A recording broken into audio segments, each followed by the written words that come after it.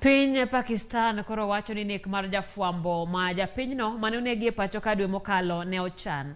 Kaluwore kod ute fwambo ma Pakistan, duoko mar bero yango ni jafwambo Arshad Sharif ne osandi motelo ni nek mare. George Bati miyowa ler mathoth. Weche mopogore koro medo wuok ewi tho mar jafwambo ma japiny Pakistan Arshad Sharif manochiel gi magina kod obila dwe mokalo e kaunti ma Kajiado. Kaluwore kod wach mogol kod ute fwambo ma piny Pakistan, gikoni Sharif ne omaki kendo sand kuom seche 3 kane pok ochiele gi magina. Ute fwambo ma pinyno bende olieko ne motelo ne nek mare. Jafwambo Arshad Sharif ne omuk kokene gi jok ma pok oyangi kaka yo mar miere e kinde mane sande, kendo ng'at manochiele gi magina ne ni kode machiegni. Gikoni ma en kaluwore kod duoko mar bero ma otim ne ringre jafwambono e piny Pakistan.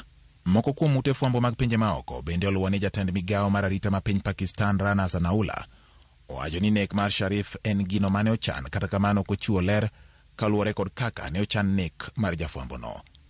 Lipot ma koro gol kod piny Pakistan opogore kod lipot mane ochiw kod apisa mag arita ma pachoka ewi tho mar japiny Pakistan-no.